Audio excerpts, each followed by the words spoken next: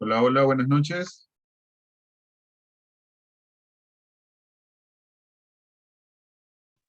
Buenas noches, doctor. ¿Qué tal? ¿Cómo está? Mucho gusto. Buenas noches, doctor. Hola, David, buenas noches. ¿Qué tal, Raúl? ¿Cómo estás? Bien, bien, todo muy bien. Qué bueno, pues nada, aquí estamos. En principio, como te comenté, es un martes académico. Ahorita estamos, bueno, con los panelistas. Es una invitación que nos hace la sociedad peruana y, bueno, en principio estaba el doctor César Bustamante, que es del Hospital Regional, y el doctor, bueno, ahí está. ¿Qué tal, César? ¿Cómo estás? Hola, hola, ¿qué tal? Y bueno, estaba el doctor Fernando Saavedra, pero no sé qué problema habrá tenido. No me ha respondido el teléfono toda la tarde, así que a lo mejor ha tenido un problema. Entonces, a lo mejor pues nos vamos a quedar los tres, ¿vale? En ¿Vale? todo caso, la idea, como te comenté, pues es un poco compartir, ¿no? Tu experiencia en esta fase formativa que llevas con los diferentes grupos, ¿no?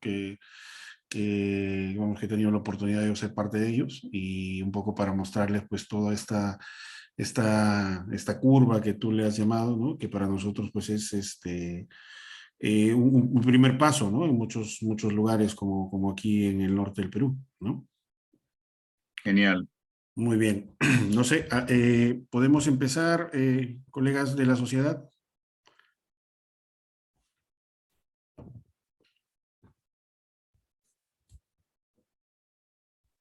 Sí, buenas noches. Estamos esperando que el doctor Pedro Soto se conecte. Esperamos entonces, genial, no hay problema.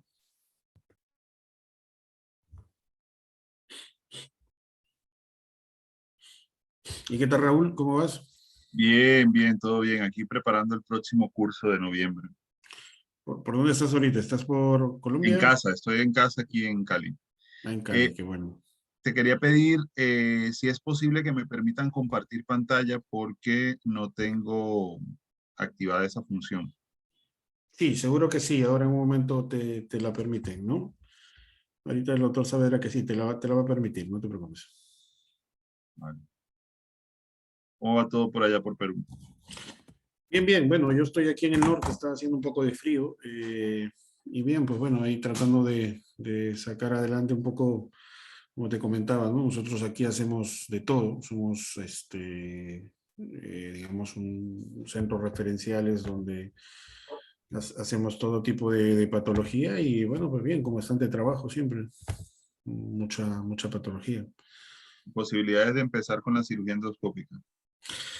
Bueno, pues casos hay, o sea, casos, ya sabes que eso, la patología degenerativa, pues es bastante frecuente, ¿no? Un poco viendo la experiencia y tal, el tema es tener la logística, ¿no? O sea, los equipos y todo eso. Estuvo conversando conmigo, me escribió Sebastián el Ok. otro día, pero bueno, no llegamos a concretar algo fijo, porque bueno, siempre creo que es por la diferencia de horarios, ¿no? Él me escribe, me llama y yo cuando le respondo ya seguramente él está durmiendo y no podemos conversar, digamos, continuamente, fluidamente.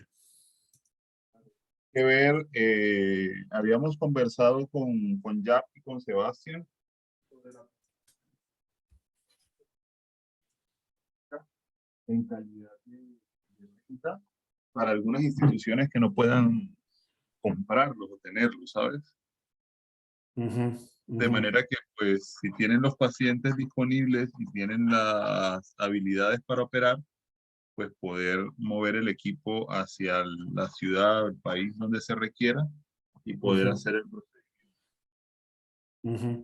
Sí, es una buena alternativa. O sea, justamente ahora pues veremos quizás las experiencias de algunos colegas y tal, que sobre todo en Lima, pero sí, es una buena alternativa. Eso tendríamos que conversarlo, yo creo que sí.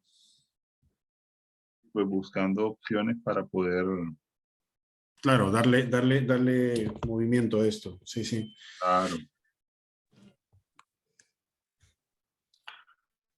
Doctores, buenas noches. Doctor David, ¿Qué tal, buenas doctor noches. Soto? ¿Cómo está? Buenas noches. Doctor Raúl Echeverry, muy Doctor buenas Soto, un noches. placer. Buenas noches, ¿cómo está? Qué El gusto, doctor, muchas gracias. Siempre gustoso de tenerlos y agradecido por esa deferencia para participar en esta noche en el webinar. No, gracias a ustedes por la Doctor invitación. Luis Saavedra, buenas noches. Doctor César Bustamante, ¿ya Buenas están? noches. Bueno, ¿Todos están?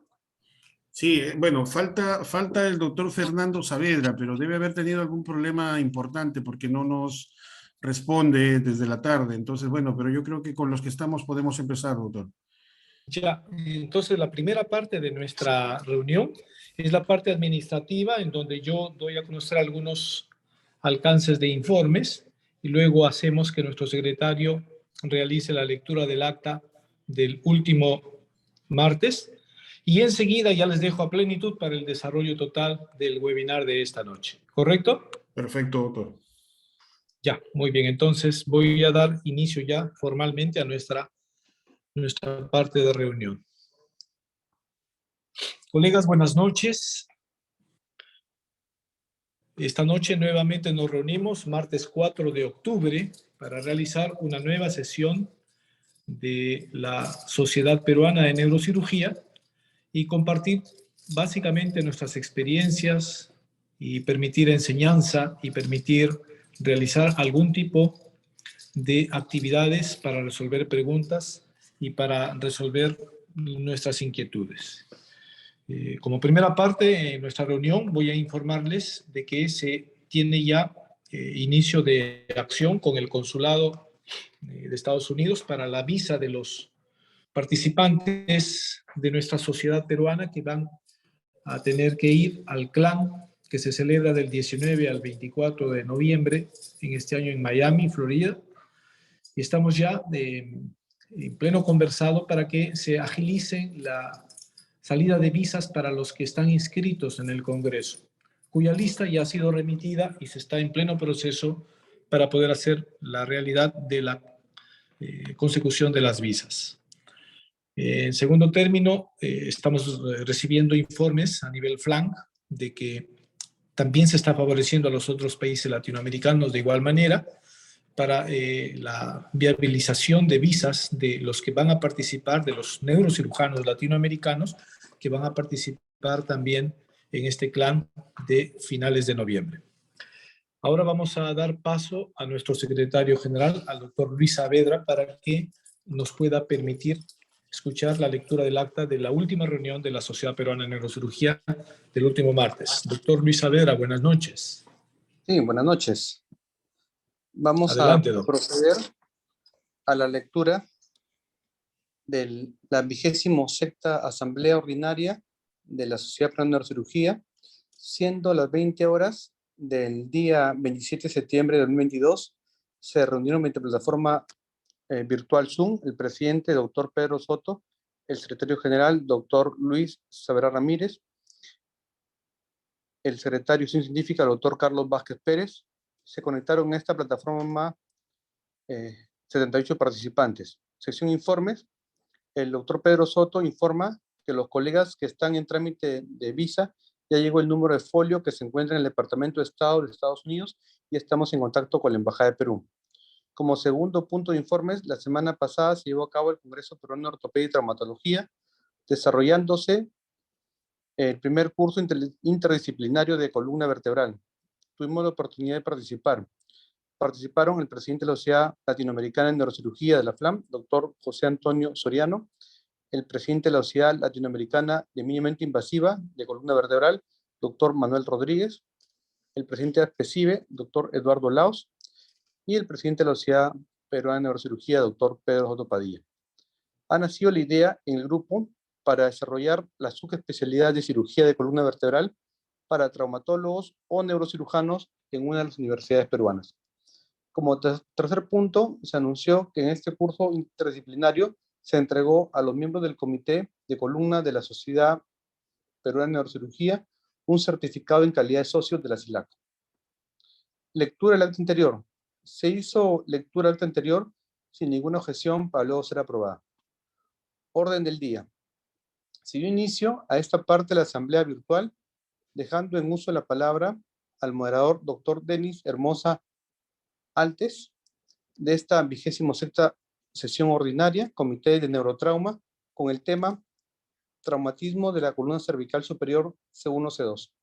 Ponente, doctor Vladimir Sánchez Ochoa, neurocirujano del Servicio de Neurocirugía del Hospital Nacional Arzobispo Loaiza. Fellow en neurocirugía percutánea endoscópica y no endoscópica de la columna vertebral, lez invasiva. Panelistas, el doctor Vincius de Meldau Benítez, neurocirujano, grupo columna de la Escuela Paulista de Medicina, Universidad Federal de Sao Paulo. Doctor Víctor Velospiker Castro, neurocirujano past president de la Sociedad Peruana de Neurocirugía. Doctor Alberto Treyes Polo y de la Borda, neurocirujano, coordinador de neurocirugía de la Clínica Delgado A1. Se inició la presentación con una revisión anatómica detallada de la columna cervical, recalcando que la articulación C0, C1 representa el 25% de la flexo-extensión de la columna cervical y la articulación C1, C2 representa el 50% de la rotación axial de la columna cervical. La fractura del atlas de Jefferson representa el 3 al 13% de las lesiones de la columna cervical. Las lesiones neurológicas son raras, síntomas relacionados a una lesión de la arteria vertebral. Existen varias clasificaciones de Jefferson, Landes, Digman, Geiweiler. La más usada actualmente es la clasificación del Geiweiler usando tomografía y resonancia, con recomendaciones de expertos para su manejo con nivel de evidencia tipo 3. Por la Sociedad Alemana de Traumatología y Ortopedia 2019 y por la World Federation 2020. El tipo 1, fractura aislada del arco anterior del atlas. El tipo 2, fractura aislada del arco posterior del atlas. Fractura 5, fractura aislada de la apófisis transversa. Son estables. Se recomienda inmunización de la columna cervical durante 6 semanas mediante un collar cervical duro. En las fracturas tipo 5 debe excluirse una lesión vertebral con angioten o angioresonancia. En la fractura tipo 3, 3A y 3B, en la 3A, fractura combinada estable del arco anterior y posterior con ligamento transverso intacto.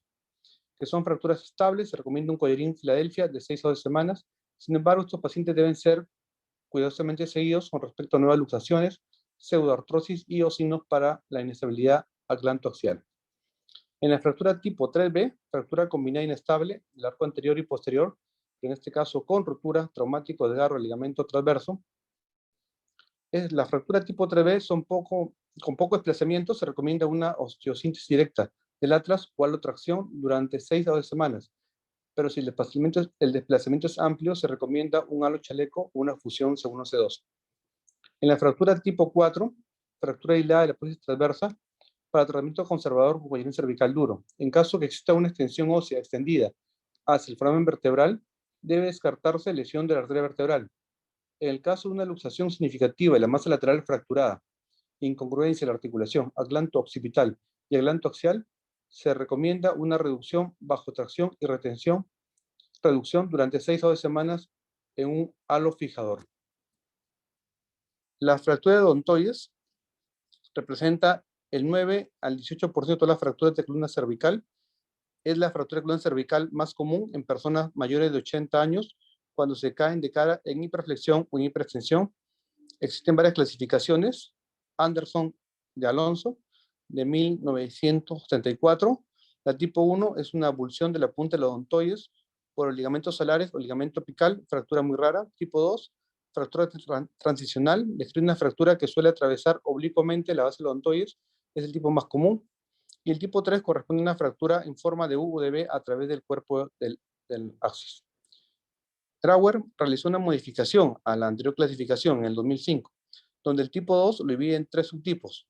Tipo 2A, trazo de fractura no se desplaza. Tipo 2B, desplazamiento mayor a 1 milímetro y el trazo de la fractura va de la parte anterior superior a la parte posterior inferior. Tipo 2C es una fractura conminuta. En este caso, el trazo de la fractura va de la parte anterior inferior a la parte posterior superior. La Sociedad Alemana de Trauma nos orienta un tratamiento en base a esta clasificación de Anderson. El tipo 1 es estable y solo requiere collarín cervical por 6 semanas. El tipo 2 y 3, si no existe luxación en la radiografía dinámica, es estable y se usa collarín cervical. Si es inestable, sin modificadores se hace fusión por vía anterior, pero si es inestable, con modificadores se realiza fusión C1, C2. Si es adulto mayor, realiza la fusión transarticular, pero si es joven se recomienda instrumentación posterior. Los modificadores son principalmente cifosis severa, osteoporosis, entre otros. La warfarin se basa en la clasificación de Grauer. La tipo 1 es estable y se recomienda inmovilización con coherencia cervical. La tipo 2A también es estable y también se recomienda inmovilización con coherencia cervical. La tipo 2B es inestable, recomendándose un tornillo trasoontoide. La tipo 2C es muy inestable y se recomienda fusión posterior C1-C2. El tipo 3 es estable y se recomienda inmovilización con halo o coherencia cervical. La fractura de Hartmann, espondilolistesis traumática S2, se refiere a la fractura bilateral de la parte interarticulares, separación del arco neural del cuerpo vertebral de C2 y el posterior desplazamiento en sentido anterior del cuerpo vertebral de C2 sobre el cuerpo vertebral C3. Es la segunda fractura más común de C2 y representa el 4 al 7% de todas las fracturas de columna. La estabilidad radica en la integridad del disco y en el ligamento longitudinal anterior. Existen varias clasificaciones, la de Fendi de 1981, que es basada en radiografías, de Levine y Edwards, 1985, que es una actualmente más usada por la World Federation, y la clasificación de Hosten, que es utilizada por la Sociedad Alemana de Traumatología. La clasificación de Hosten se divide en tipo 1, que es una fractura del istmo no desplazada, sin dañar los ligamentos longitudinales o el disco intervertebral. C2-C3, tratamiento conservador con collarín cervical por 6 a 12 semanas. Tipo 2 es una luxación del istmo mayor de 1 milímetro y una desalineación cifótica más de 11 grados causada por un disco C2-C3 dañado. Ligamento longitudinal anterior intacto. Lesión por hiperflexión. Tratamiento con los tornillos de Jude, pedículo.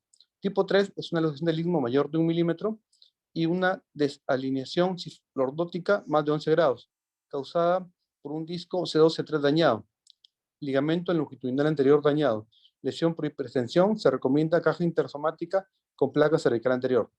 La tipo 4 es fractura del istmo en combinación con una faceta luxada, en uno o ambos lados C2-C3. El tratamiento quirúrgico va a depender de la reducción cerrada. Si la reducción es exitosa, se recomienda caja intersomática con placa cervical anterior. Si la reducción es fallida, se recomienda tornillos posteriores C2-C3. Luego de culminados el rol de preguntas y respuestas, el doctor Pedro Soto agradeció al moderador, ponente, panelistas y a los participantes. Se dan las palabras de despedida y se hace la invitación al siguiente webinar. Siendo las 21:40, se dio por culminada esta asamblea académica de la Sociedad Peruana de Neurocirugía. Doctor Pedro Soto Padilla, presidente. Doctor Luis Savera Ramírez, secretario. Muy agradecido, Luis. Muchas gracias. Perfectamente con la lectura del acta. Entonces, doctores, hoy día en este webinar de esta noche, martes 4 de octubre, le toca al comité del capítulo norte, Lambayeque, el desarrollo de este siguiente webinar. Le voy a dejar en el uso de la palabra para el desarrollo al doctor David Fuentes para que nos presente a nuestro ponente, al doctor Raúl Echeverri, a quien le damos bienvenida y las gracias. Doctor David Fuentes, adelante. Muchas gracias, doctor Pedro Soto. Bueno, pues buenas noches a todos.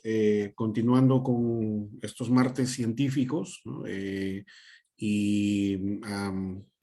Agradeciendo la posibilidad de poder participar con un tema que consideramos interesante a la hora de desarrollar diferentes habilidades y técnicas en mejora digamos, de los resultados o como alternativa al tratamiento de diferentes patologías de la columna. Pues hemos considerado importante invitar al doctor Raúl Echeverri, que es neurocirujano, formado en el Hospital Hermanos Almeidas, en Cuba, y con una amplia experiencia en lo que es patología, en lo que es tratamiento endoscópico de patología de columna. Además, pues él es director de la Fundación Human Kidneys y bueno, él ahora nos explicará un poco toda la labor que está desarrollando. No solamente es una labor científica, sino también una labor humanitaria, ¿no? Yo tuve la suerte de conocerlo en curso formativo en la ciudad de Bogotá, en Colombia, y un curso hands-on en el cual pues se trataba de preparar y de entrenar a los diferentes especialistas, no solamente neurocirujanos, también traumatólogos, en el uso de los materiales, ¿no? Y en el desarrollo de las técnicas endoscópicas para el tratamiento de la patología de la columna, ¿no? Sobre todo degenerativa y sobre todo lumbar, ¿no? Yo creo que ya ahora nos hablará Raúl un poco de las diferentes etapas que existen, ¿no? El objetivo de esta charla es pues justamente hacer una pequeña reseña, ¿no? De lo que es una curva de aprendizaje en el uso y manejo de estas técnicas, ¿no? Cada vez con el advenimiento de la nueva tecnología, pues vemos que esto es una realidad que deberíamos considerar como alternativa al tratamiento en nuestros pacientes, ¿no? Porque no solamente nos brinda algunos beneficios, sino que, bueno, también el mismo paciente, pues muchas veces lo solicita, ¿no? Lo pregunta, quiere saber en qué consiste, de qué trata, ¿no? Con este tema de la globalización y la tecnología, pues la gente está al tanto de ello y muchas veces pues quiere saber en qué consiste, ¿no? Entonces, nosotros aquí en el norte, ¿no? Hemos tratado digamos, empezar, digamos, la parte inicial, sobre todo de la curva de aprendizaje con el entrenamiento en cadáveres, ¿no? Y en modelos digamos, simulados, ¿no? Entonces, tenemos aquí en Chiclayo dos grandes hospitales, ¿no? Uno es el Hospital Almanzor Aguinaga, que pertenece a la Seguridad Social, y el otro que es el Hospital Regional Lambayeque, que pertenece al Ministerio de Salud, ¿no? Tenemos como panelista al doctor César Fustamante, ¿no? Que luego pues nos permitirá interactuar un poquito con nuestro ponente, ¿no? Entonces, bueno, sin más, lo dejo al doctor Raúl Echeverry para que pueda compartir la ponencia el día de hoy. Muchas gracias, David. Gracias a la Sociedad Peruana de Neurocirugía y al Capítulo Norte por esta invitación y por permitirme interactuar con ustedes en esta noche. Como bien decía el doctor Fuentes, vamos a conversar un poco sobre la curva de aprendizaje en cirugía espinal de columna lumbar y quisiera iniciar esta charla compartiendo por aquí pantalla para poderles mostrar un poco de lo que vamos a hablar esta noche. Bien, como el doctor David lo mencionaba, mi nombre es Raúl Echeverry y yo soy neurocirujano y soy el director de Human Kindness Organization. Human Kindness Organization es una organización científico-académica que nació este año, en 2022, con el objetivo de mejorar la calidad de la atención médica que se brinda en países de bajos y medianos recursos, con un énfasis en comunidades vulnerables. Y una de las formas que hemos encontrado para poder cumplir con esta misión es poder invertir y trabajar en pro de mejorar el nivel de entrenamiento y desarrollar nuevas habilidades en el personal médico, darle las herramientas al personal de salud para poder abordar estas patologías. La patología de columna lumbar es sumamente frecuente en nuestra práctica diaria. Es por eso que hoy decidimos conversar un poco sobre la curva de aprendizaje en cirugía endoscópica de columna y qué debemos tener en cuenta cuando iniciamos este camino. Son muchos los artículos científicos que se han escrito sobre la importancia de la curva de aprendizaje en las diferentes técnicas endoscópicas de columna lumbar. Como todos aquí sabemos, la cirugía endoscópica de columna es algo que viene desarrollándose desde el año 1970 aproximadamente, cada vez con mejor perfilamiento de estas tecnologías, con desarrollo de nuevos instrumentos y trabajando en pro de evitar las complicaciones y que el cirujano pueda familiarizarse de la mejor manera con el instrumental. Este es un estudio reciente publicado justamente en este año, en el mes de septiembre, el 30 de septiembre, muy recién salidito del horno, que nos habla sobre la curva de aprendizaje puntualmente en los abordajes endoscópicos transforaminales. Si bien es cierto que en la cirugía endoscópica de columna, los abordajes transforaminales interlaminares y translaminares son los más frecuentes. El transforaminal es el abordaje que puede resultar un poco más novedoso, por llamarlo de alguna manera, para el cirujano, debido a que es realizado por un abordaje extremo lateral, percutáneo y endoscópico, una vía con la que no estamos familiarizados en nuestra formación. Pero es importante darle una miradita a este artículo y hacer énfasis en esta conclusión, que es sobre el procedimiento o cómo lograr la curva de aprendizaje. Y ellos tuvieron un grupo de cirujanos que tenían entre 8 y 11 años de experiencia realizando cirugía lumbar, y luego de entrenarlos durante un periodo de tiempo en cirugía endoscópica transforaminal de columna lumbar en Netherlands, estos cirujanos, uno por cada institución, realizó entre 10 y 20 procedimientos bajo supervisión de un cirujano senior y lograron identificar que estos cirujanos, después de haber realizado 50 casos, tenían ya una curva de aprendizaje, digamos que instaurada, y podían realizar los procedimientos ellos solos. Pero ¿cómo llegamos hasta allí? ¿Cómo llegamos de realizar 10 a 20 procedimientos bajo supervisión a llegar a hacer 50 procedimientos solos, sin ningún tipo de supervisión? Lo primero y más importante es conocer nuestro instrumental. Y antes de continuar aquí, quiero declarar que soy speaker para Latinoamérica de Maxmore Spine, una compañía alemana que se encarga de fabricar y distribuir este tipo de equipamientos. Por eso van a encontrar en mis diapositivas este instrumental, porque es el que yo utilizo para mi cirugía. Cuando hablamos de cirugía endoscópica, debemos entender que la visión endoscópica difiere de la microscópica, con la que tradicionalmente nos formamos. En la cirugía microscópica o en la visión microscópica vamos a tener una visión tubular distante, en la cual vamos a tener espacio probablemente para 1 o 2 instrumentos, con una visión fija en un campo reducido. Mientras que en la visión endoscópica vamos a tener la posibilidad de tener una visión en diferentes ángulos con una mayor cercanía al plano o al tejido a abordar, y con un canal de trabajo que nos va a permitir introducir varios instrumentos de manera simultánea. La otra parte importante es que debemos adecuarnos a la tecnología, que implica que vamos a hacer un procedimiento en el cual nuestra visión no va a estar sobre el campo operatorio, sino que en nuestras manos vamos a tener unos sistemas de magnificación endoscópica que debemos aprender a manipular y que van a proyectar una imagen en un monitor LED como el que vemos a la mano derecha de la pantalla, y nuestra visión va a estar sobre el monitor para poder evaluar o identificar las estructuras y analizar las imágenes e ir realizando el procedimiento paso a paso.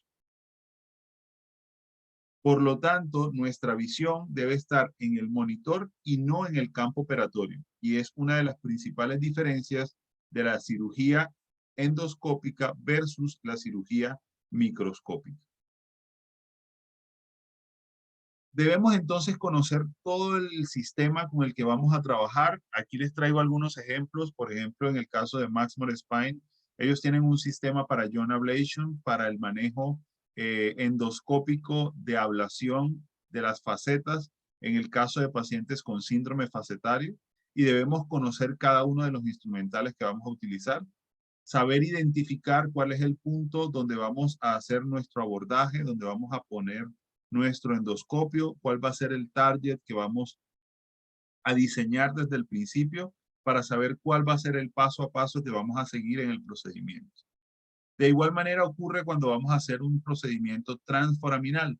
Debemos saber desde el paso número 1, que es el marcaje e identificación de las estructuras anatómicas bajo fluoroscopia, hasta la colocación de la aguja en el ángulo de seguridad, que ya lo vamos a ver más adelante, y que además debemos ser capaces de familiarizarnos con la anatomía, lo cual también lo vamos a ver más adelante. Conocer cómo viene organizado el sistema, para qué sirve cada pieza, que el sistema sea ergonómico, que sea liviano, que sea fácil de utilizar. Esto nos va a facilitar muchísimo el trabajo que vamos a realizar, nos va a permitir desarrollarnos con mayor ligereza, con mayor facilidad en el campo operatorio y poder reducir de alguna manera las complicaciones que pudiesen presentarse.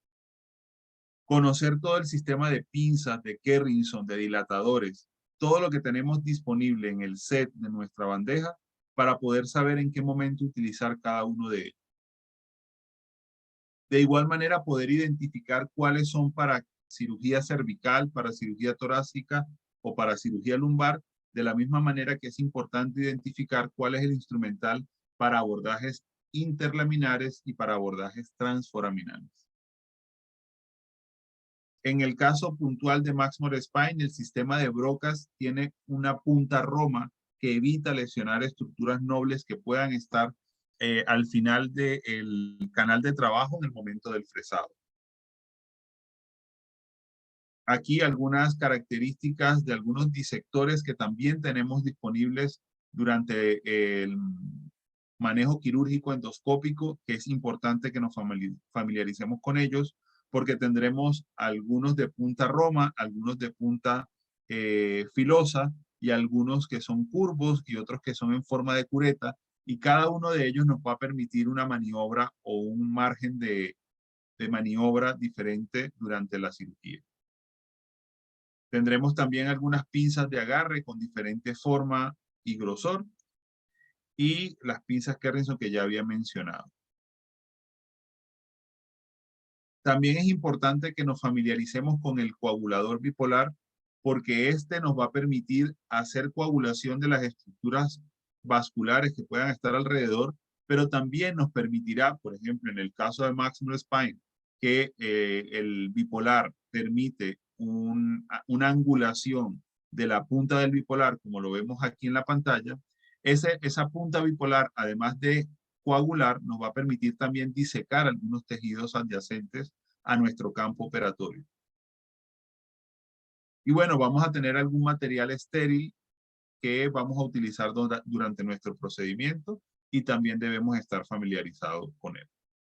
Una vez que hemos logrado esta primera parte y que nos hemos familiarizado con todo el instrumental que utilizaremos para nuestro abordaje, pasamos a la segunda parte, a la segunda etapa, al segundo gran objetivo durante nuestra curva de aprendizaje, que es conocer la anatomía. Y nos vamos a encontrar que la anatomía quirúrgica en los abordajes endoscópicos difiere un poco de lo que nosotros podemos encontrar en el abordaje microscópico, sobre todo en el abordaje transforaminal. En el abordaje interlaminar vamos a encontrar que las estructuras son las similares a las que encontramos en una cirugía abierta de columna, bien sea totalmente abierta o un abordaje percutáneo de columna tradicional como el que cualquiera de nosotros realiza.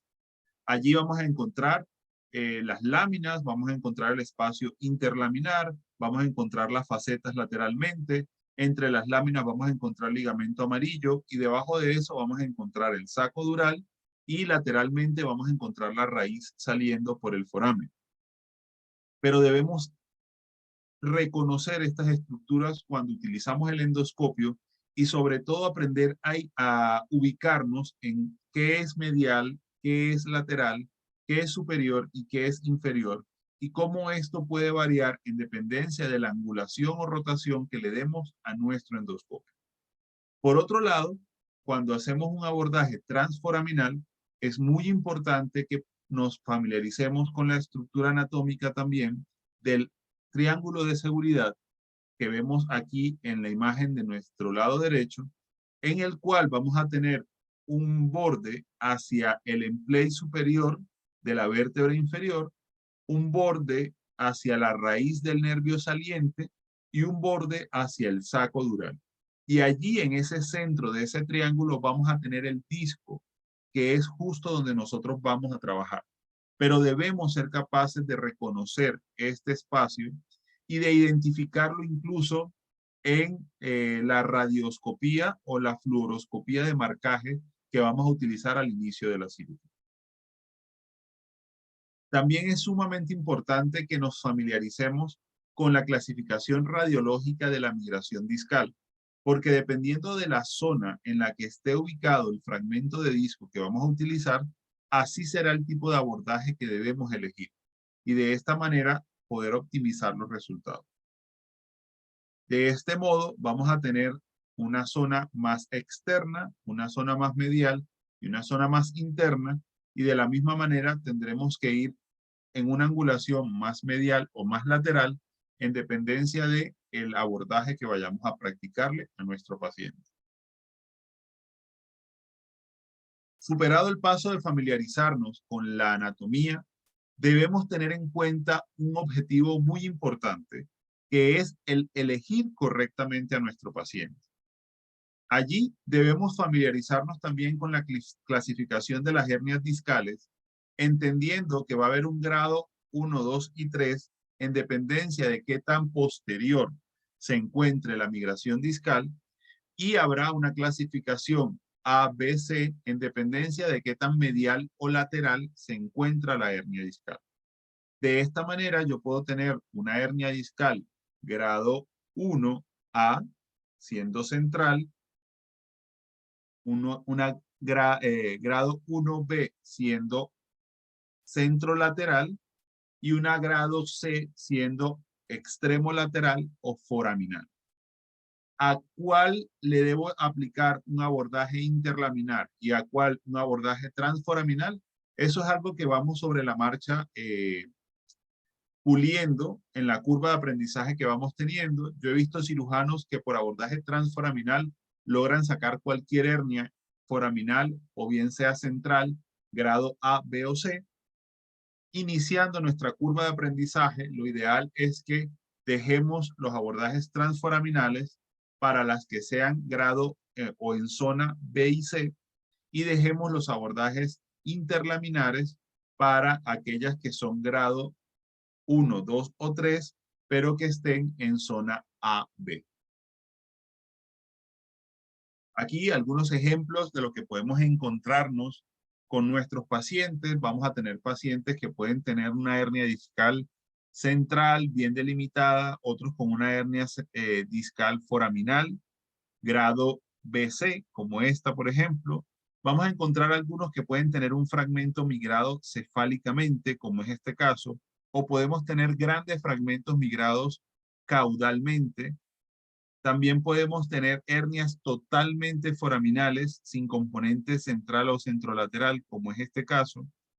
O podemos tener algunos componentes de hernias centrales grado A1 o 1A. Podemos tener grandes extrusiones discales sin migración, como es este caso, una hernia discal grado 3 AB, o podemos tener grandes hernias laterales foraminales, como es este caso, también grado BC.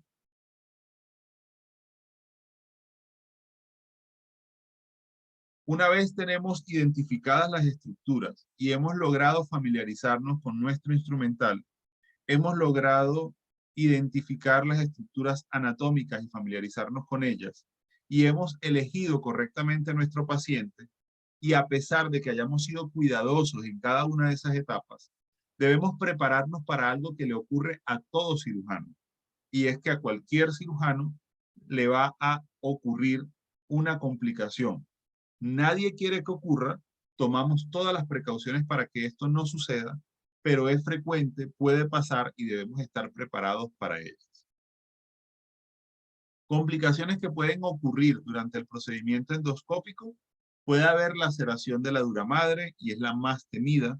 Esa laceración de la dura madre puede llevar incluso a arrancamiento o ruptura de raíces nerviosas. Puede haber también una fístula de líquido cefalorraquídeo producto de la laceración dural. Puede haber lesión térmica de la raíz también por la manipulación quirúrgica, sobre todo si no somos capaces de identificar la anatomía o la anatomía está un poco distorsionada. A veces la hernia discal también viene asociada cuando hay un proceso degenerativo amplio, sobre todo en pacientes añosos, de estenosis del canal lumbar y debemos estar preparados también para tratar la estenosis en el caso de que parte de la sintomatología del paciente se deba a la estenosis. Probablemente con un abordaje transforaminal no vamos a poder lograrlo y deberemos entonces practicar un abordaje interlaminar que nos permita remover parte de todo ese tejido óseo y ligamentario que está generando la compresión o estenosis del canal. Aquí algunos ejemplos de algunas complicaciones que pueden darse, de algunas lesiones que pueden mostrarse durante la durotomía, puede ocurrir durante la disección interlaminar o hemilaminectomía, puede haber laceración durante la durotomía o una durotomía no planeada, durante la manipulación con el bipolar. Cada una de estas maniobras es importante hacerlas con mucho cuidado, con mucha delicadeza, identificando bien las estructuras antes de poder arrancar, morder o cortar cualquier tejido. Finalmente, el último paso en esta curva de aprendizaje es entender la diversidad de la cirugía espinal endoscópica. ¿Y por qué hablo de la diversidad? Porque la cirugía espinal endoscópica nos va a permitir una serie de técnicas que van desde el abordaje transforaminal, como les he hablado hace poco, hasta abordajes anteriores, posteriores o interlaminares, cada uno enfocado o dirigido a un espacio o un aspecto específico de la columna vertebral. En el caso de la cirugía lumbar, los que más realizamos son los abordajes transforaminales y los interlaminares. En el caso de la cirugía cervical, se hacen los abordajes anteriores para remoción de la hernia discal por un abordaje endoscópico anterior, y en los casos de la cirugía torácica se hacen abordajes generalmente posteriores. Finalmente, pues recordar que solos podemos llegar más rápido, pero juntos siempre podremos llegar mucho más lejos. Por esto recomendamos siempre ir de la mano con un cirujano que tenga experiencia previa en cirugía endoscópica y que pueda ayudarnos y acompañarnos en el proceso en el cual nosotros vamos desarrollando esta curva de aprendizaje. Les dejo aquí mis redes sociales, las redes sociales de Instagram de Human Doctors, mi correo electrónico que es echeverrymd@gmail.com, mi Instagram personal que es @dr.raulecheverry. Igual me pueden encontrar en LinkedIn o en Facebook. Y aprovechar la oportunidad para hacerles una invitación muy especial al próximo workshop que tendremos en la ciudad de Bogotá, los días 10 y 11 del mes de noviembre. En aproximadamente unas 5 semanas tendremos un segundo workshop del año de Human Kindness junto con Max Morespine. En uno de ellos que realizamos en el mes de agosto, tuvimos la oportunidad allí de conocer al doctor David y a un grupo excepcional de cirujanos de diferentes países que nos estuvieron acompañando en esa ocasión. Así que quienes estén interesados y deseen aprender un poco más de estas técnicas o reforzar habilidades, están cordialmente invitados a acompañarnos. Muchas gracias. Perfecto, Raúl. Muchas gracias por la presentación. Muy interesante, la verdad, todo lo que has compartido con nosotros, ¿no? No sé, me gustaría tener justamente la opinión del colega, del doctor César Fustamante. No sé cuál es su opinión al respecto. ¿Qué le parece esto? No sé si tiene alguna experiencia. Me imagino quizás, no sé, a ver, las expectativas que tenga. No sé, doctor César, coméntenos, ¿Qué por tal? favor. Ante todo, buenas noches a todos. Soy el doctor César Fustamante, neurocirujano del Hospital Regional de Lambayeque. Experiencia personal directamente de trabajo con neuroendoscopía en columna, la verdad que no la hemos tenido. Hemos tenido la oportunidad de ver algunas ocasiones, pero básicamente de ver, no de trabajar directamente en ese tipo de procedimientos cuando realizábamos la residencia en la ciudad de Lima, ¿no? Aquí en Lambayeque tenemos un poquito de limitante con respecto a la tecnología. En el hospital donde trabajamos nosotros, que es un hospital del Ministerio de Salud, es el más grande hospital del Ministerio de Salud de la región norte, teníamos el problema también que no existía mucho personal. Recién en los últimos años, 2 años, quizás año y medio, es que se está reestructurando el servicio de neurocirugía en nuestro hospital con neurocirujanos jóvenes, eh, en el cual pues tenemos que adaptarnos y realizar todo tipo de actividades neuroquirúrgicas, básicamente para respuesta a la necesidad que se plantea, ¿no?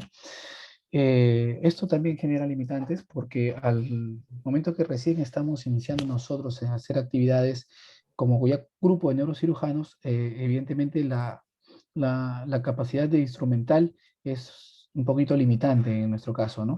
Así que es un poco complicado realizar ese tipo de cirugías por ahora aquí. No contamos con la tecnología, pero sí con las ganas y las intenciones.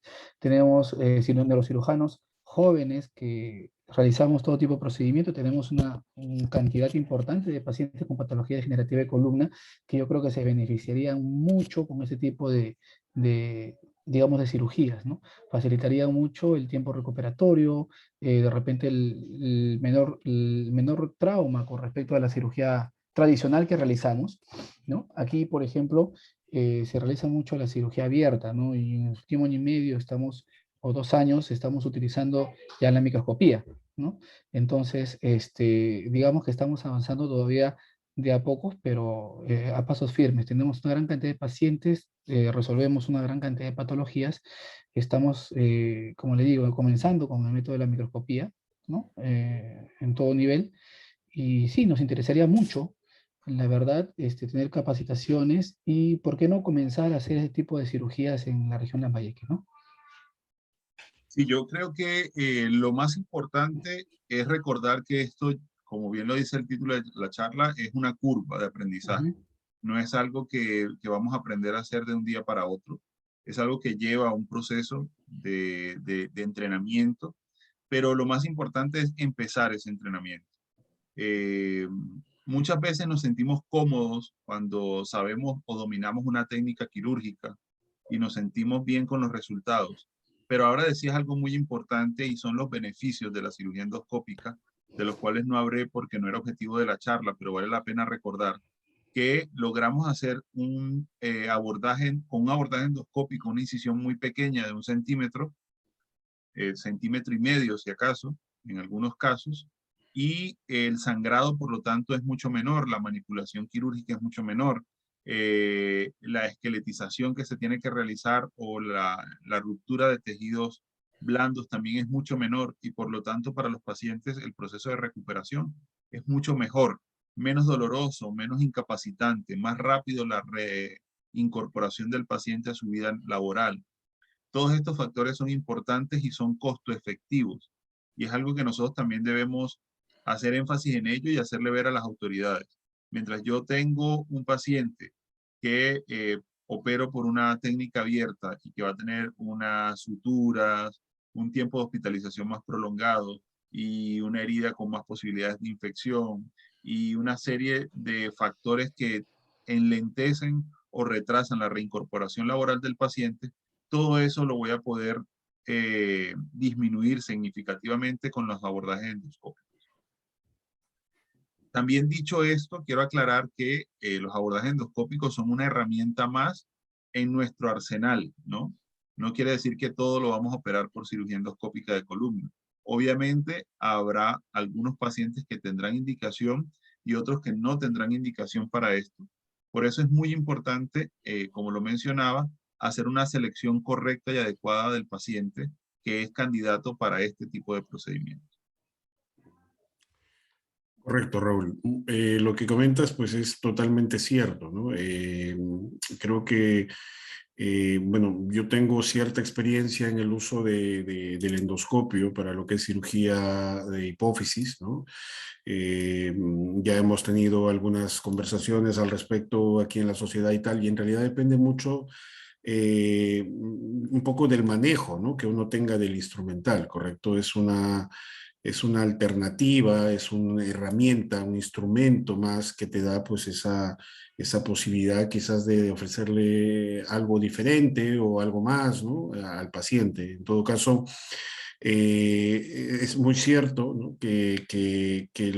Yo, bueno, he tenido esta experiencia de poder hacer el entrenamiento y tal, y de verdad que al principio pues cuesta, ¿no? Cuesta un poquito ubicarse, orientarse, ¿no? Sin embargo, pues si has tenido la posibilidad de hacer cirugía microquirúrgica, ¿no? Pues esta curva probablemente pues sea mucho más en menor tiempo, ¿no? Lo que sí, como comentabas, ¿no? En la curva de aprendizaje creo que el abordaje o el approach transforamidal pues es una cosa un poco nueva para la mayoría de neurocirujanos, ¿no? Y creo que es una de las cosas que de repente pues puede costar un poquito más, ¿no? A aprender. Yo tengo una pregunta, Raúl. Digamos, cómo crees tú o cuál crees tú que sería el paciente ideal para empezar, digamos, a hacer estas técnicas? Bueno, esa es una pregunta que todos hacen siempre cuando vamos empezando esto y es, ¿quién es el paciente ideal para un procedimiento? El paciente ideal para una cirugía endoscópica es un paciente que tenga una hernia discal lumbar, empezar primero por procedimientos lumbares, luego torácicos y luego cervicales, en ese orden. Entonces, idealmente un paciente joven, que no tenga estenosis de canal, que tenga una hernia discal lumbar pura, grande, entre más grande la hernia, mejor. Idealmente que no esté migrada, ni cefálica ni caudalmente, que no tenga dolor axial, sino que el dolor sea meramente dolor radicular. Porque muchas veces tenemos pacientes que tienen asociado un poco de dolor axial, dolor facetario, pueden tener un síndrome de cirugía espinal fallido después de esto. Entonces, si vamos a empezar, ir con pacientes que tengan dolor radicular puro, jóvenes, y si vamos a hacer un abordaje transforaminal, idealmente que sea una hernia foraminal pura, y si vamos a hacer abordajes interlaminares, que sea una hernia central o centrolateral, grande y que sea un paciente sin estenosis de canal, preferiblemente. Correcto, Raúl. Bueno, no sé, vamos a abrir el panel de preguntas para los participantes. No sé si tienen alguna pregunta para poder compartirla y hacerla extensivo al ponente. Bueno, mientras tanto, me gustaría hacer otra pregunta, Raúl, con respecto a la logística de países como los nuestros, ¿no? Digamos, cómo se podría solucionar? ¿Qué alternativa crees tú que sería la ideal para poder manejar este tipo de problemas, ¿no? Bueno, para poder realizar un procedimiento endoscópico tenemos que tener dos cosas, básicamente. Primero, tenemos que tener una torre de endoscopia. Puede ser cualquier torre de endoscopia de la que hay en casi todos los hospitales en este momento, por lo menos en los hospitales donde hay neurocirugía. Pueden ser estas torres que usan los cirujanos generales o los ortopedistas para artroscopia, que tenga una cámara, que tenga una buena visión y que pueda acoplarse con el sistema de cirugía endoscópica de columna que nosotros tengamos. En el caso del sistema de Maximum Spine, la cabeza del lente de endoscopia es compatible con todas las cámaras. Y lo otro es pues tener el set transforaminal e interlaminar para poder realizar el procedimiento. Yo no sé en Perú qué empresas tendrán en este momento comercialización de sus instrumentos para cirugía endoscópica de columna.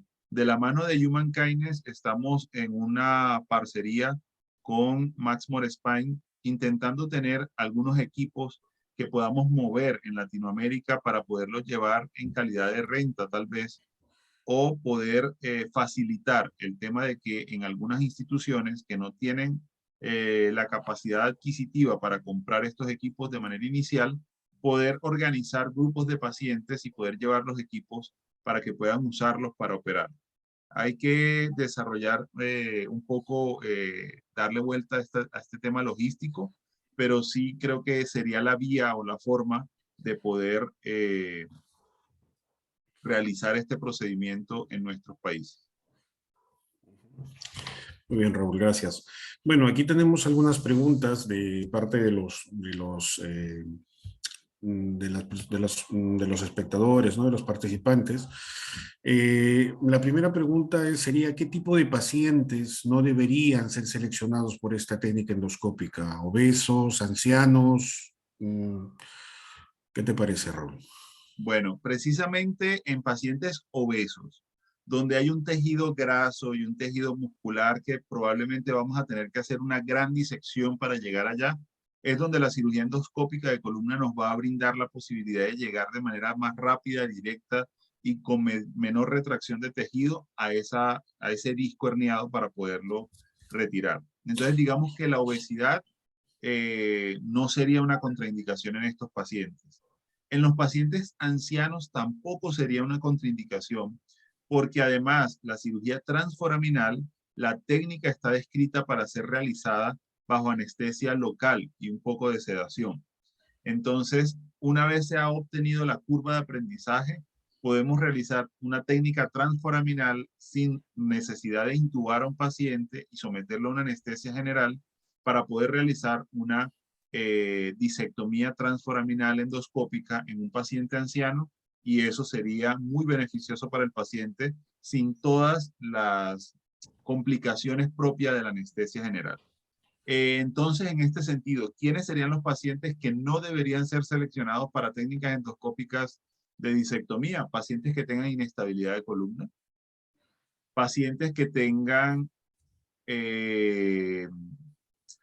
cirugía de instrumentación previa, es una contraindicación entre comillas. Lo digo entre comillas porque cuando ya tienes una curva de aprendizaje lo suficientemente amplia, y el doctor Matthews creo que mostró algunos casos y David los pudo ver en el curso que tuvimos acá en Bogotá, se puede realizar una descompresión transforaminal en pacientes previamente instrumentados. Otra contraindicación sería pacientes con procesos infecciosos de columna o pacientes que rehúsen la técnica quirúrgica. Prácticamente no hay una contraindicación absoluta más allá de la inestabilidad de columna, en la cual sí no se sugiere o no se recomienda esta técnica endoscópica, por lo que claramente entendemos que cualquier paciente con una inestabilidad de columna, más allá de poder hacer una disectomía y poder hacer una descompresión o recalibración de canal si lo necesitara porque estuviese asociada a una estenosis de canal, también va a requerir una artrodesis de columna para una colocación de tornillos o fijación en el caso de inestabilidad. Correcto, correcto, Raúl. Aquí hay otra pregunta donde dice si considera la ruta transforaminal L5S1, a ver, dice, le consigue ruta transforaminal L5S1, por lo general en esta se plantea interlaminar. Bueno, no entiendo muy bien, pero me imagino si el abordaje para una L5S1 es mejor interlaminar que transforaminal, ¿no? Me imagino, no sé, Sí. la pregunta es del doctor Alejandro Martínez Chávez. Sí, doctor Alejandro, allí es verdad que es mucho más cómodo hacer el abordaje interlaminar L5S1, y cuando decíamos quién es el paciente ideal para el interlaminar, el mejor paciente para empezar es un paciente con una hernia discal L5S1, porque el espacio se va a poder abrir muy fácilmente, vamos a tener un amplio canal de trabajo y nos va a permitir manipular esa zona. Sin embargo, podemos hacer abordajes transforaminales L5S1, solo que va a haber una variación de la técnica por la altura de la cresta ilíaca. Pero la técnica transforaminal perfectamente se puede realizar L4, L5, L5S1 e incluso L3, L4. Correcto, correcto, Raúl. Bueno, no sé si tienen alguna otra pregunta más de parte del panel o de parte de los participantes. Bueno, vamos a esperar un momentito. Doctor, Sí. una consulta, digamos, del procedimiento percutáneo, ¿cuál es la complicación más frecuente que se presenta? La complicación más frecuente es la laceración dural. Es la más frecuente descrita en los procedimientos endoscópicos, seguida de la lesión de la raíz. Esto va a ir muy de la mano de dos factores importantes. Uno es qué tan osado sea el cirujano. Muchas veces somos muy proactivos, y en medio de esa proactividad vamos a realizar un procedimiento donde no estamos totalmente familiarizados con la anatomía o donde nos violentamos a veces algunas de las normas de las que hablamos durante la charla de hoy, y entonces vamos a tener la complicación como consecuencia. Pero mientras nosotros seamos capaces de respetar el paso a paso de la técnica quirúrgica y sepamos identificar las estructuras anatómicas, vamos a estar cada vez más lejos de las complicaciones. ¿Qué puede pasar? Que no podamos reconocer la hernia discal y que tengamos que convertir una cirugía endoscópica en una cirugía abierta. Eso también puede pasar.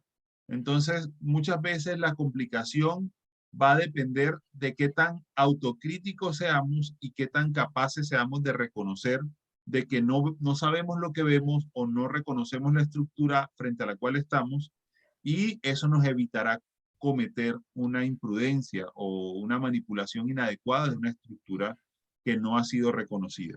Sin embargo, y a pesar de que podamos tener todas las precauciones, igual puede ocurrir que durante la manipulación quirúrgica podamos lacerar la dura madre, y muchas veces si esa laceración dural se hace más grande, puede llegar a ser un boquete lo suficientemente grande como para que las raíces nerviosas salgan, y generalmente eso puede ir acompañado de ruptura de algunas raíces nerviosas.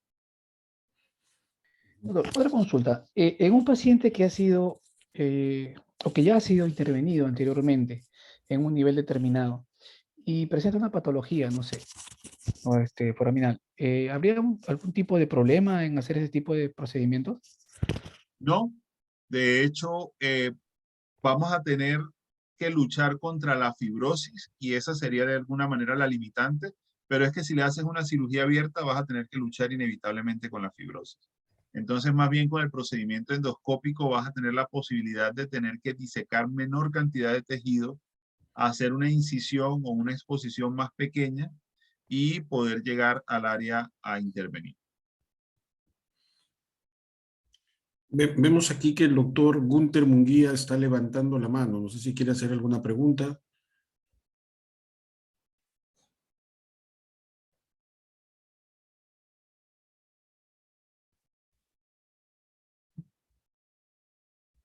Bueno, no sé. Bueno, mientras vamos esperando a ver algunas preguntas más, yo tengo una pregunta, Raúl. Mira, por ejemplo, cuando nosotros empezamos, por ejemplo, lo que era la endoscopía intraventricular, pues al principio no teníamos los equipos, ¿no? Y me acuerdo que utilizamos un artroscopio, que fue el canal de trabajo inicial que nos permitió empezar, ¿no? Entonces, lógicamente no es, o sea, es quizás jugarte el riesgo, ¿no? Por el beneficio, bueno, en una emergencia, si empezamos y bueno, no sé si tú en tu experiencia has utilizado, es una pregunta muy personal y no, algún otro tipo de instrumental que no sea diseñado para endoscopía espinal, o lo has visto usar, no lo sé. Cuando yo empecé a entrenarme en cirugía endoscópica, empecé con cirugía endoscópica intraventricular y después con base de cráneo, durante mi formación en la residencia de neurocirugía. Mi profesor, con quien me entrené, el doctor Omar López, inició su curva de aprendizaje también con artroscopios e incluso con un uroscopio. Ahora bien, cuando empecé mi curva de aprendizaje de cirugía endoscópica de columna lumbar, ya lo inicié con los equipos de Maxmore, con los equipos de Jointmax y también con algunos equipos de Rewind Spine.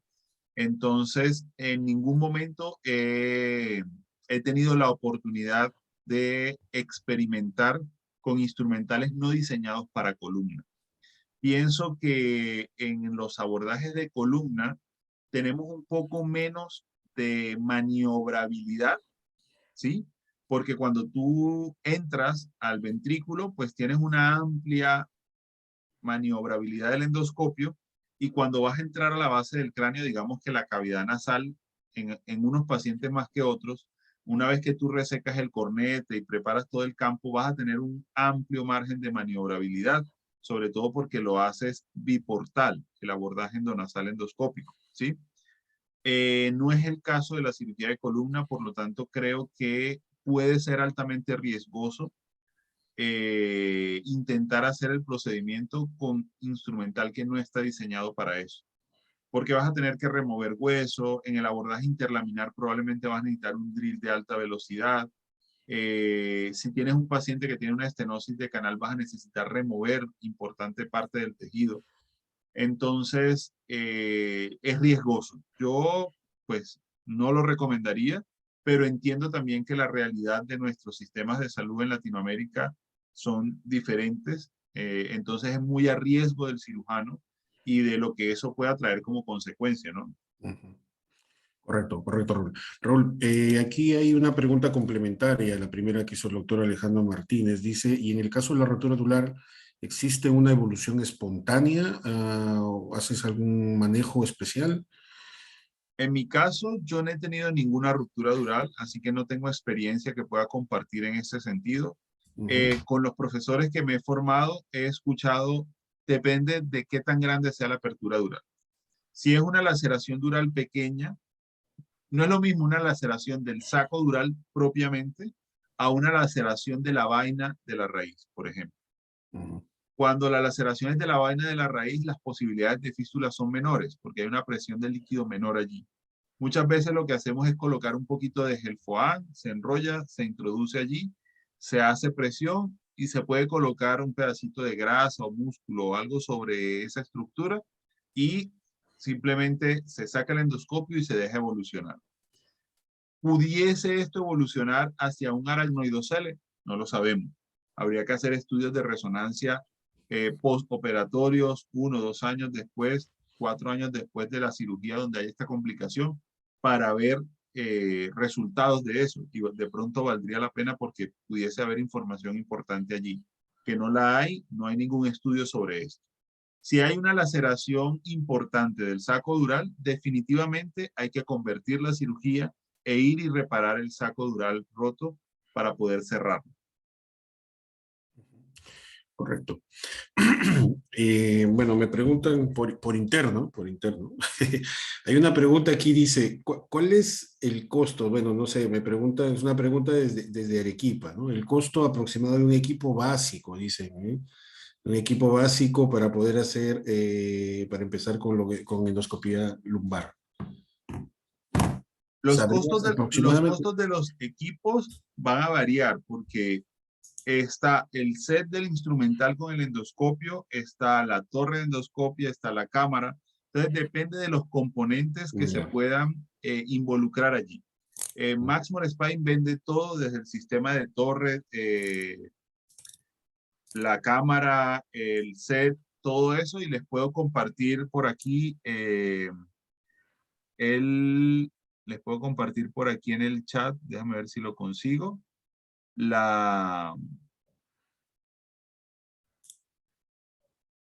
el correo electrónico de De la Sebastián empresa. Marx, Ujú. que es el distribuidor Para... o el representante de ventas para América Latina. Déjenme y consigo por aquí el correo electrónico y se los puedo compartir con mucho gusto. Y pueden contactar a la empresa directamente y preguntar por costos o precios Correcto. de esos equipos. Correcto. Creo que finalmente, Raúl, ya para terminar, ¿no? Hay una última pregunta aquí del doctor José Urquizo, donde dice, bueno, en el caso de una hernia residual sintomática, dice, ¿intentaría nuevamente un abordaje endoscópico y qué vía o lo convierte en cirugía convencional? Esa es su pregunta. En ese caso estamos hablando de una hernia residual que fue operada endoscópicamente, Sí, ¿cierto? eso es lo que entiendo, sí. Es lo que entiendo, que es una hernia que fue operada endoscópicamente y queda un fragmento residual. Pues lo que hacemos es intentar siempre reintervenir ese paciente por vía endoscópica. Generalmente, ¿por qué puede quedar un fragmento residual? Pues puede quedar simplemente porque no lo vimos, ¿sí?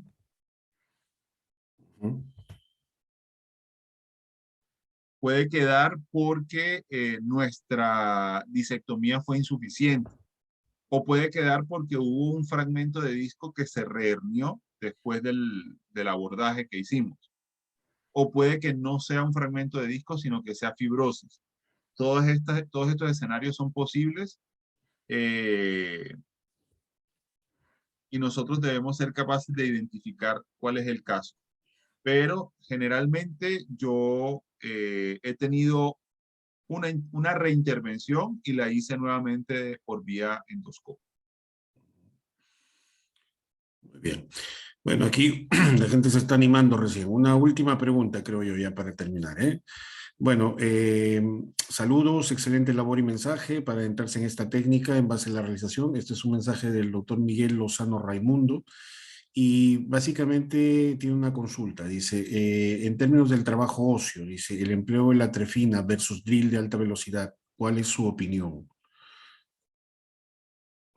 Bueno, en el caso del transforaminal, se usa un sistema de brocas manuales porque lo que vamos a hacer es colocar una guía que va a ir hacia el proceso articular superior de la vértebra inferior y vamos a drilar manualmente parte de ese proceso articular para poder llegar a nuestro punto final de intervención. Mientras que en los abordajes interlaminares, en algunos pacientes es necesario, dependiendo también del interespacio, hacer un drilaje de la estructura ósea. A veces los pacientes que son un interespacio L5-S1 no necesitamos drilar. Sencillamente, al posicionar el paciente de una manera adecuada, abrimos el espacio y logramos sin ningún problema exponer allí el interespacio. Pero a veces los pacientes tienen una estenosis de canal. Y en ese caso que hay una estenosis de canal o que es un segmento más alto, un segmento L3, L4, por ejemplo, puede que el espacio esté cerrado y que necesitemos hacer una semi-laminectomía para poder llegar al disco y allí sí vamos a necesitar un drill de alta velocidad. Correcto. Muy bien, Raúl. Ahí veo que has compartido el contacto de la empresa Maximo Spine. Agradecemos definitivamente tu colaboración, tu participación de parte del grupo de la Sociedad del Capítulo Norte de Lambayeque. Agradezco al doctor César Bustamante y creo que por nuestra parte pues damos concluida la presentación. No sé si tienen algo que decir el presidente. Yo les comparto también allí mi correo electrónico y mi dirección de Instagram por si desean hacerme alguna solicitud o consultarme algún caso. Con todo gusto cuenten con mi total disposición para hacerlo. Correcto.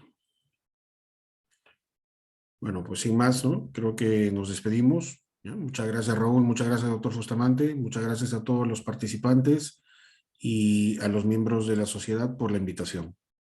Gracias a ustedes por permitirme este espacio. Un gran abrazo y que tengan una muy feliz noche. Igualmente. Hasta luego. Hasta luego, David.